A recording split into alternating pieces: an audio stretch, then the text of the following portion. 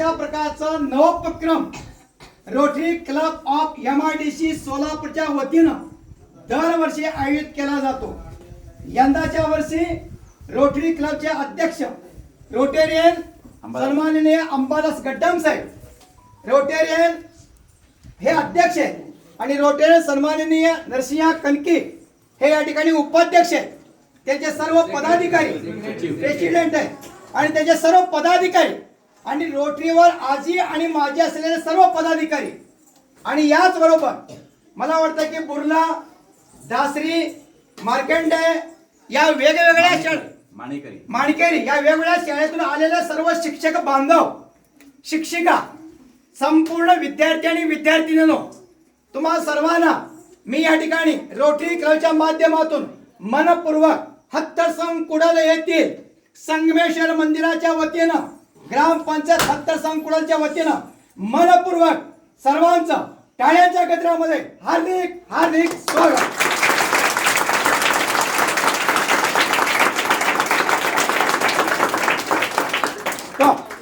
यानंतर आपण ज्या मंदिरात आलेलो आहोत, या मंदिराची खडानखडा माहिती आम्हाला या ठिकाणी देण्यासाठी याच हत्तरसंग कुडाल गावातील एक रहिवासी, तो माझा विद्यार्थी सन्माननीय मल्लिकार्जुन यमदे हे या ठिकाणी या संपूर्ण हेमाडपंथी मंदिराविषयीची माहिती तुम्हाला देणार आहे। आपण कृपया शांत चित्ताने ऐकून घ्यावं। त्यांचं सांगणं झाल्यानंतर आपल्या काही प्रश्न असतील नंतर विचारावं, मध्ये मध्ये कृपया करून कोणी विचारू नये ही नम्र विनंती। हे संगमेश्वर मंदिर एक आणि त्यानंतर खाली गेल्यानंतर हरेश्वराय मंदिर, भारतातलं एकमेव मंदिर हरी आणि हर, शिव आणि विष्णू या दोघांचं एकच ठिकाणी असलेलं मंदिर हे आम्हाला सोलापूर जिल्ह्यातील दक्षिण सोलापूर तालुक्यातील हत्तरसंग कुडाल या गावामध्ये या ठिकाणी पाहायला मिळणार आहे। मित्रांनो, सर्व विद्यार्थी मित्रांना सांगण्यास अत्यंत अभिमान वाटतो, तुमच्या इतिहासाच्या पुस्तकामध्ये आज ना उद्या तुम्हाला या मंदिराची माहिती वाचायला मिळणार आहे। हत्तरसंग कुडाल हा शब्द कन्नड आहे। कन्नड मध्ये कुडाल या शब्दाचा अर्थ संगम, मराठीमध्ये संगम होतो। भीमा आणि सीना या दोन्ही नद्या येथून पाठीमागून वाहतात।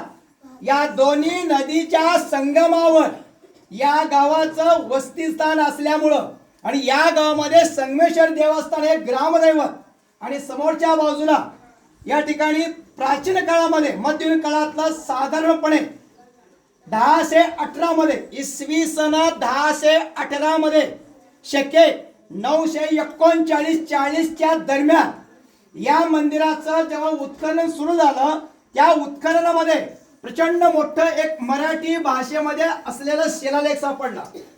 या शिलालेखाचं वाचन होण्यापूर्वी या आमच्या महाराष्ट्रामध्ये आणि कर्नाटकमध्ये अशी एक माहिती पुढे आली, ती म्हणजे कर्नाटकमधील श्रवण बेळगोळ या ठिकाणी गोमटेश्वराचं प्रचंड मोठी महाबलीची मूर्ती आहे। या बाहुबलीच्या मूर्तीच्या पायाजवळ एक मोठं शिलालेख आहे। त्या शिलालेखावर चामुंडेराये करिविले असा एक मराठी शब्द आहे। मग इतिहासकारांना वाटलं की तो काळ म्हणजे साधारणपणे 1038 मध्ये मराठी भाषेची उत्पत्ती त्या ठिकाणी झाली असावी असा एक अंदाज होता। परंतु आमच्या सोलापुरातील दयानंद महाविद्यालयाचे इतिहास संशोधक विभागाचे प्राध्यापक गजानन भिडे सर, गजानन लक्ष्मण भिडे सर यांनी इतिहासाचं संशोधन केलं। त्यांच्या लक्षात असं आलं, सोलापूरच्या आपण दक्षिणेला गेलो, हत्तरसंग कुडाल नावाचं गाव आहे।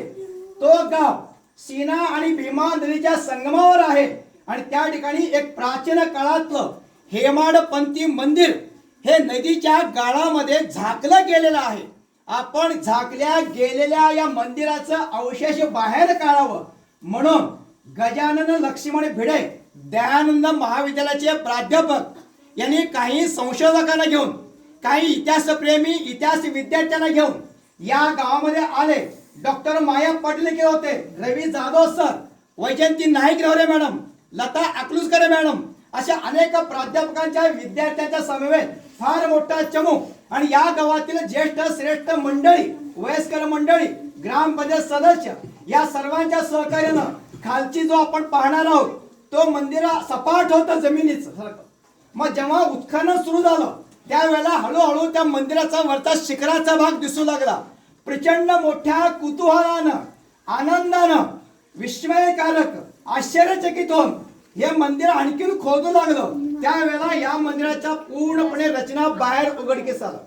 साधारणपणे या मंदिरामध्ये जेव्हा शिलालेख सापडला त्या शिलालेखाचं वाचन आपल्याच सोलापूर जिल्ह्यातील आनंद, नागनाथ, कुंभार या इतिहासाच्या ज्येष्ठ संशोधकानं मराठी शिलालेखाचं वाचन त्यांनी या ठिकाणी केलं. ते जेव्हा या ठिकाणी आले आणि मोठं तुळयावर लिहिलेला जो शिलालेख आहे मराठी भाषेमध्ये त्या काळातलं तो लिहिलेलं वाचन केलं. त्याच्यामध्ये एकूण 3 वळी आहेत. शक्य 1900 असं तिथं लिहिलेलं आहे तो एक आहे. दुसरं एक ओळ आहे 1000. म्हणजे त्या काळामध्ये होन नावाच्या नाण्या होत्या.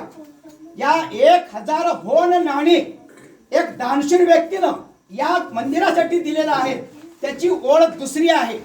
तिसऱ्या ओळीमध्ये यावे इच्छितो विजयी होवे असं आहे. हे जो वाचतो तो विजयी होईल असं तिसरी ओळ आहे. तो शिलालेख जेव्हा वाचण्यात आलं आम्हाला असं माहिती मिळाली आपण श्रवणबेळगोळ मध्ये लिहिलेलं मराठीतील शिलालेख जुना आहे म्हणून समजत होतो, परंतु तो 1049 होता. त्याच्या अगोदर 1018 मध्ये या ठिकाणी उत्खनन सापडलेले शिलालेख हे मराठी भाषेतील आहे.